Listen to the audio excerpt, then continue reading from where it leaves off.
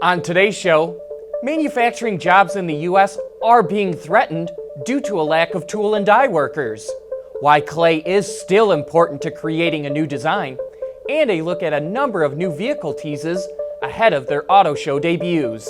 All that and more coming right up on Autoline Daily.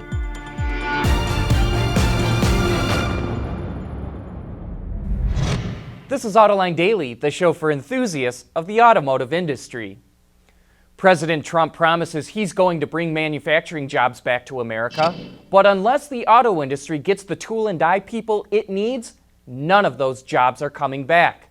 The tool and die crisis is so bad that GM, Ford, Toyota, Honda, and FCA all approached the Center for Automotive Research to hold a summit to figure out what can be done.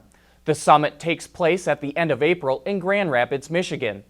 You know, it takes years to train somebody to be a good tool and die worker, and they are paid the highest industrial wages.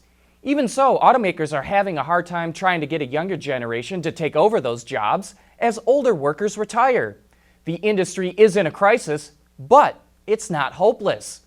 Tim Marasco, the global director of stamping engineering at Ford, points out that the United States used to be the leader in the world at tool and die. And with the right policies and training, he says the U.S. can get it back again.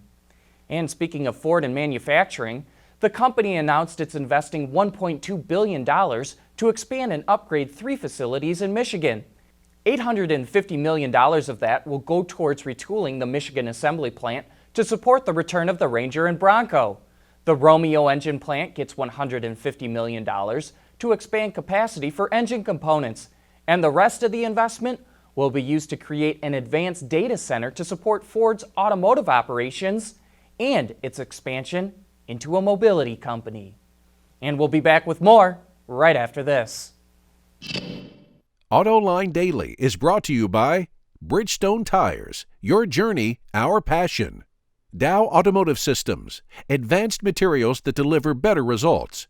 And by Lear, a global leader in automotive seating and electrical systems. Back in the day, automakers used clay models to create a new vehicle. But over the last couple of decades, companies are using computers more and more to design vehicles. However, some designers don't like that trend. On last week's Autoline After Hours, we were joined by Mark Allen, the head of Jeep Design, and he discussed why using clay is so important for design.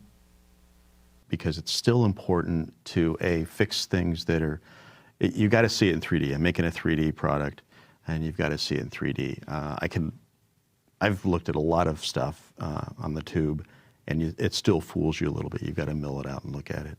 And also, probably the most important thing, the most important tool we have is the courtyard, where we roll the vehicle outside, get back from it, you know, in the natural sunlight or daylight. Yes, and look at it and study it. It's a big object, but what we do now is we still do hand sketches, and I will always do that. I hope. In my staff meeting, the guys are all sketching still. I do it when I'm on the phone. Sketching on paper or sketching on a paper, tablet? ballpoint pen, piece of bond paper. Right. Usually the back of my schedule or staff notes.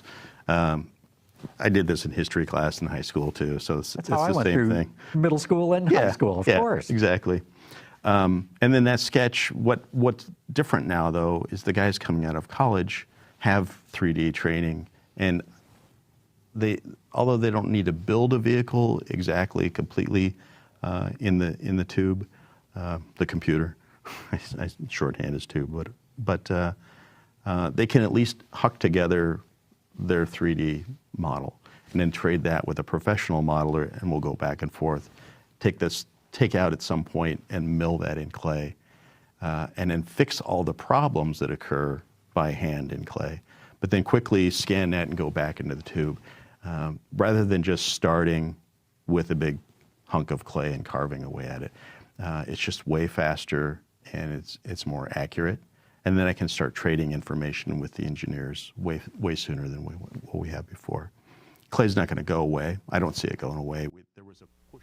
For more insight into Jeep design, you can watch that entire interview right now on Autoline.tv, or you can find it on our YouTube channel. And speaking of Autoline After Hours, you won't want to miss tomorrow's show.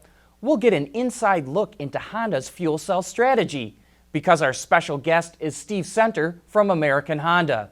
So tune in Thursday afternoon to learn about Honda's fuel cell program. Coming up next, Auto Show Teases and Skoda's first EV. At Bridgestone, our engineers want to help make sure you're not stuck on the side of the road. Our revolutionary drive guard tires are engineered to take a puncture and drive up to 50 miles. Ready to go. Watch our latest Archer demo at BridgestoneTire.com. There's more car news and industry insight from the Autoline network every day. Take a moment to click that subscribe button. You'll never miss another Autoline episode.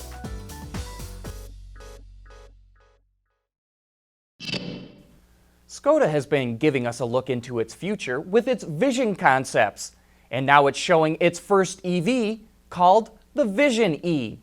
The sharp-looking concept is a 5-door SUV coupe that features 2 electric motors and a lithium-ion battery pack, which allows the Vision E to travel up to 500 kilometers or about 310 miles on a single charge.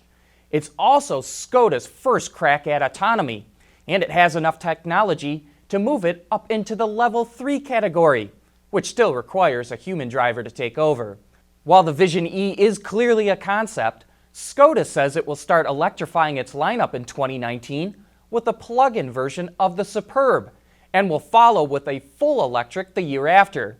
Not sure if that will be a Superb as well. And while we're talking about new vehicles, there's a number of them getting teased ahead of their debuts. Acura is going to show off a refreshed version of the TLX in New York. It will be the second vehicle behind the MDX to wear the Automakers' new signature grille, which debuted on the Precision concept. Acura says, quote, "The refresh also includes new premium features and technology enhancements." Lexus will have a refreshed version of the NX as well. It will get an updated exterior, which you can clearly see in this teaser shot includes a new headlight design. There will also be enhancements to the interior that are said to add convenience and functionality. And it sounds like Toyota will have some wild off-road machine to show off in New York.